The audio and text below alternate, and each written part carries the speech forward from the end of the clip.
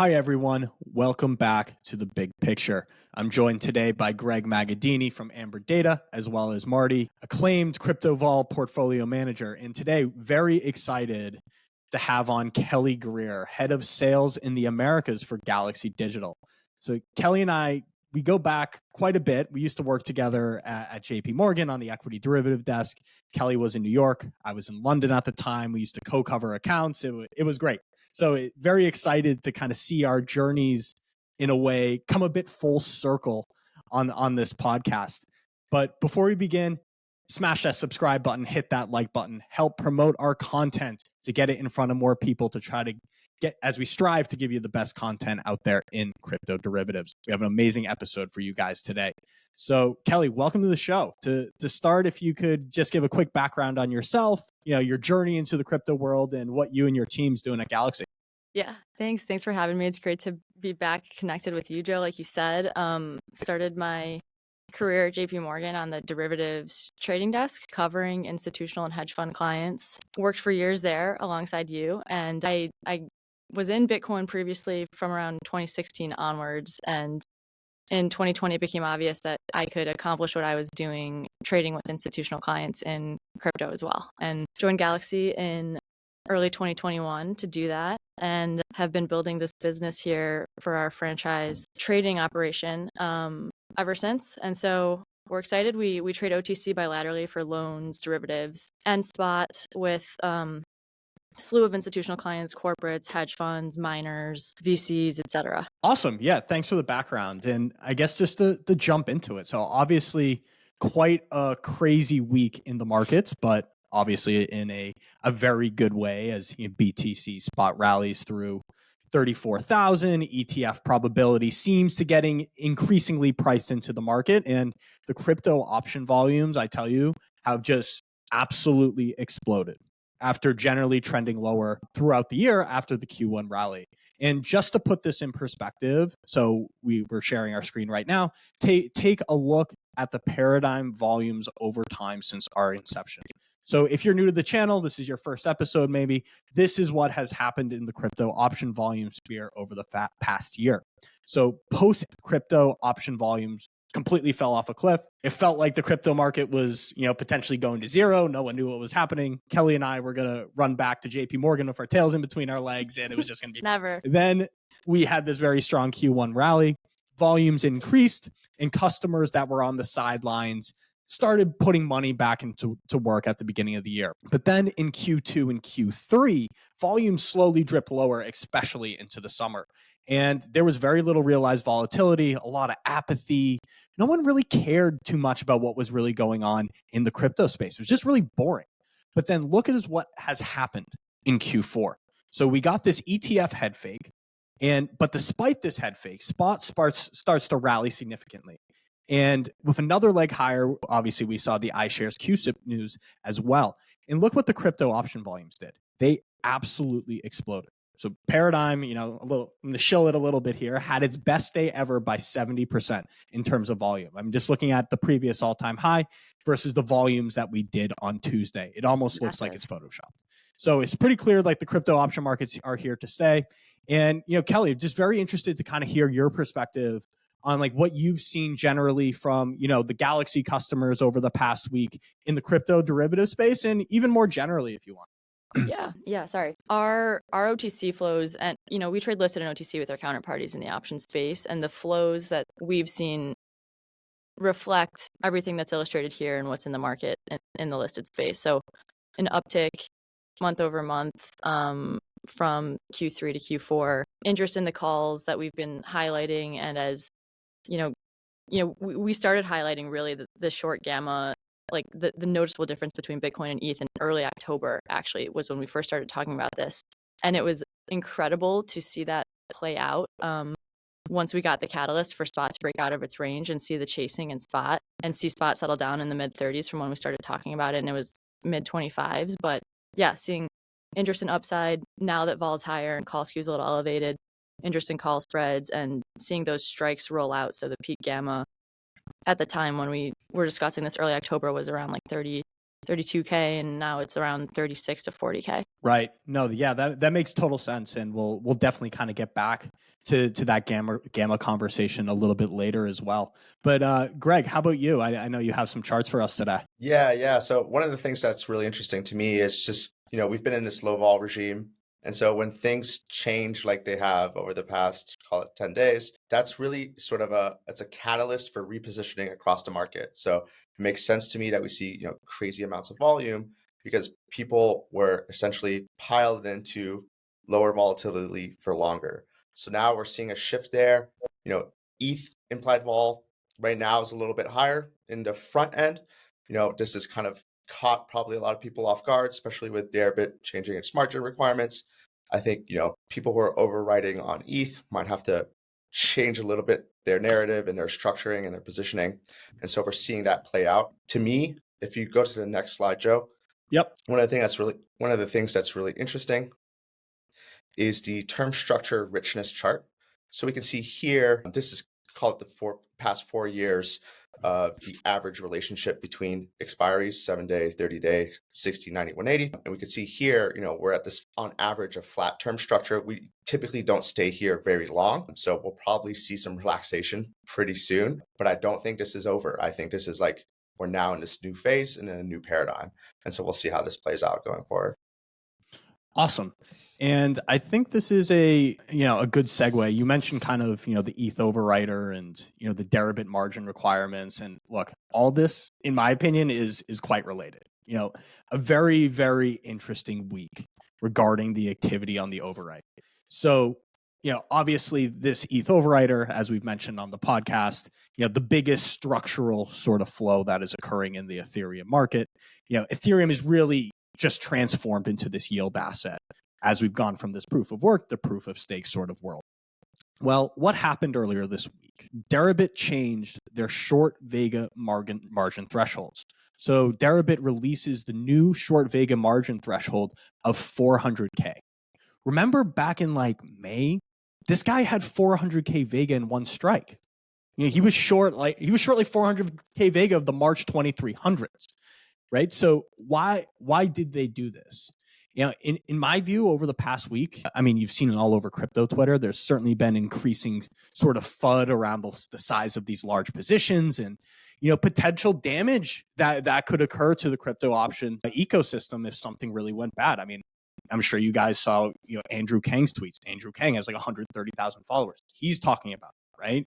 And in my view, increasing these margin requirements helps get this large structural systematic flow a bit under control and potentially reduce a sort of tail scenario for the crypto option markets. I mean, as we kind of all know here, like vol is reflexive in both directions. It's not just reflexive on the way down. It's going to be more reflexive on the way up, on a potential sort of liquidation scenario where all this risk needs to be covered. So we ran an analysis, a rough analysis over the flows that we saw on screen from this ETH overwriter since around like Sunday night Eastern time. And so very active in the NOV and D 1700 to 1800 calls that these guys are closing out. And, quite frankly, paying a lot of spread on this. So they paid 1150 Ethereum in spread, which, at the average price of 1750 is about $2 million in spread.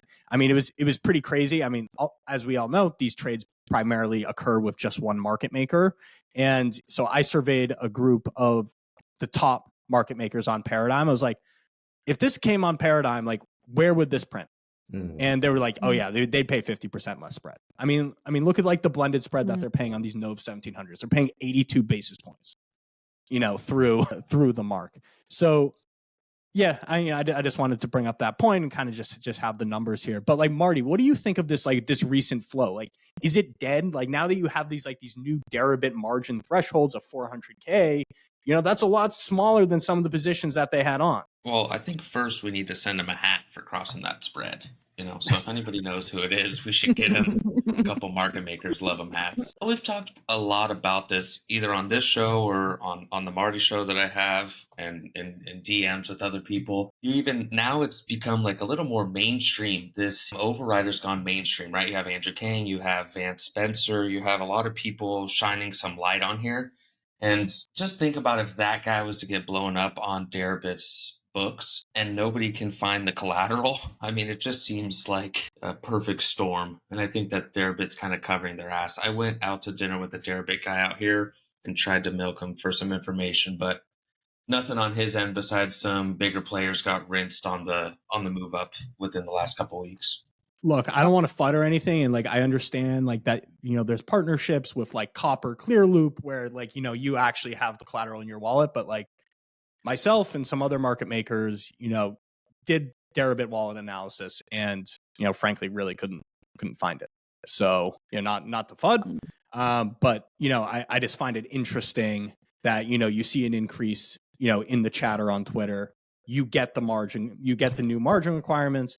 And then subsequently, you see all this massive closeout activity. But that's pretty interesting, right? It was all at the same time, and it all happened really fast, and nobody had any sort of insights to this new margin requirement, and then it just came in. We're going to implement it, I think, in a couple of weeks, right? And then this guy has to cover. Like you said, the one guy had 400K Vega on one strike, right? That guy's like the tail risk of the whole crypto options market, right? Yeah. So, I mean, it's a very like constructive, development in our space to kind of get this structural flow under control. I mean, Kelly, I'm very curious to hear what the Ethereum flows look like on like the bilateral OTC side, because I'll tell you what, on Paradigm, like it's just a complete imbalance, or like just the listed market in general. Yeah, it's almost correlated to ETH BTC, I'd say, right? Flows have been dominated by Bitcoin of late, and that's for either investors are optimistic on the ETF and want upside exposure, or a lot of crypto native funds are benchmarked to Bitcoin, and so call options or call spreads help them keep up with their benchmark in a period of Bitcoin dominance rising. Mm-hmm. The point on the publicity of the overwriter is fascinating that Marty mentioned, just to like hammer that home. It's almost like the Melvin capital of our like small little like market structure bubble here, and now with half of that position off, like as of today, ETH Bitcoin cross is finally recovering, making a bit of a move. So ETH is free to move a little bit with a bit less of, or like half of the short gamma that was weighing it down for a while. Yeah, exactly. And I mean, if you kind of just look at, so these are like the Amber Data GEX indices. I mean, Greg, do you want to kind of just explain kind of what's going on here around like the methodology, and then I guess we can kind of go into the differences a little bit between what we're seeing. Yeah, absolutely. So basically, we look at every single times in sales trade for all instruments since they're listed, and then we marry that with pre-order book level 1 data and post-order book level 1 data, so pre-trade, post-trade. And so then we look at like, okay, where did the trade clear? Is it on the bid? Is it on the ask? Is it between the mid and the ask? What's the impact on open interest? Is this a big order that has repeat execution? Things like that. We have about 30 different rules. We assume that market makers are passive and takers or the street are aggressive. And so then we tease out the true aggressor and true passive nature of each trade. And we try to solve for things such as like resting orders, like a resting limit order that a taker might put into the book, and then spot moves around and market makers refresh to that resting limit order. Traditionally, that would be a reversed sign. So we solve for that as well. And so I feel really confident in these gamma profiles, but that's how we essentially come up with our method. Yeah, and it's interesting. I know, Kelly, you've tweeted quite a bit about it, kind of this gamma difference between what we're seeing in BTC versus Ethereum, and how BTC, the gamma profile, is going to start to look a little bit different now that we're seeing all these call positions being kind of rolled out the curve. And I think you mentioned earlier that you're like, I think 35K is kind of the peak potential new short, moving higher from around 33K, and that's something that we very clearly see here. But I think what could potentially be interesting is, now that we know that the Ethereum overwrite flow is going to be a lot smaller, just given these new margin requirements that we have, where if potentially we see a little bit more similarities in a way between the BTC and ETH gamma profiles, i.e. ETH is not going to be so where dealers are just stuffed with overwrites all day, and then BTC is just dealers that are just short calls. Would you say that's potentially like on the margin something that we could see, or? I think it's possible. Like it especially if you take the view, if it becomes clear that the ETH Bitcoin cross has reached a bottom and you have ETH vol trading at a discount to Bitcoin, it's at a certain point you're like, maybe I should be buying ETH vol instead of Bitcoin to capture that discount and maintain that directional exposure I want to either of them if the cross is going to stay trading flat while both are rising. Right. Yeah, I think that makes sense. I mean, I looked at last week. I think in the November expiry, November at the money, Ethereum was trading 8 vols under BTC. Like this was like kind of before everything was kicking off. So yeah, I think that's fair. I think like on the margin, it is an argument for, Ethereum vol and spot to, perform a bit better just because you don't have this massive structural flow, potentially, weighing down as much on the curve. But kind of just moving on here. So I wanted to kind of just take a look at, BTC a little bit more. And, Kelly mentioned that we've seen a lot of kind of roll activity that was going on. So what we did is we took a look at the paradigm net taker open interest change from last week when we filmed to what it looks like today. And again, keep in mind that this is just paradigm taker flow. It doesn't include all of Deribit, but the one beauty of all this is we can have 100% certainty of direction because we, know who the takers are, given the fact that we are a paradigm. And what's interesting was last week, so that left chart, there was large long positions in Q4 maturities in the 32 to 35K call positions. Now look at how that open interest has changed to today. All that open interest in the 31 to 35K strikes has essentially kind of, disappeared. While paradigm taker flows has really increased into the 40K strike. So a week ago, the biggest strike on paradigm was like 33 or 34K, and now it is 40K. And that's just, why is that happening? Well, it's the largest players in the listed space rolling out their upside exposure. And you can see this in the cumulative taker flow that we've seen on paradigm over the past 7 days. So look in the 30 to 35K strike range on this chart. Well, it's all net selling, right? While the strikes in the 37 to 40K range have largely been bought.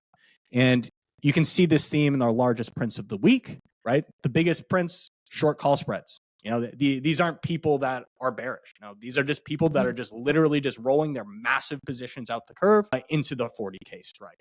And additionally, obviously seeing a lot of kind of 31K, 30K calls, being monetized now that they're in the money. But the one thing that I find interesting, I mean, look at that right chart. It's pretty bare now, right? I mean, just look at some of the positions or some of the strikes now. And, what does this mean? I think we're very likely to see a lot more flows coming through the pipe in the 37 to 40K strike. Potentially once the market calms down a little bit and vols continue to reset lower. I think the vols now are term structure is pretty flat. I think BTC vols are like in 55, right? So maybe potentially this is people waiting for the vols to come in a little bit, and then they're going to reinitiate all this new upside in December and January maturities in the 37 to 40K buckets. But, curious to hear what you guys think is going to happen, or that from sort of what I'm observing that all tracks with me. Like it's like what's going to push us through 30K or 35K, right? From 34, we've kind of settled in for a few days. The euphoria of this new range has calmed down a bit. And so if you're thinking about when to roll or when to add that exposure from here that you've already monetized, it's like, do you wait for vols to settle in while we maintain at 34K? Or if we continue to break out, like you want to be sure we're actually breaking out before you pay your premium for the exposure. Right. What do you guys? I'm looking at it a little differently, right? Like I just remember we had QCP on and they were just like balls long. I don't know if you guys remember that, but they were so bullish. And I was like, I see it. Vols are at 30. I had a bet on, or devol, right? I had a bet on with my buddy since January that if ETH turned into a 20 vol product, I had to stop selling vol. That was like August. So thank God that was the bet, right? That was like the peak day, I don't know, mid-August. And then I think we hit like, I don't know, mid-40s. We came back down into 30s. And I've just been waiting. I picked up some, random call spreads, some of that Alabama Gamma, and just been riding that up since. And now what are we sitting 50s, mid 50s in devol on both ETH and Bitcoin?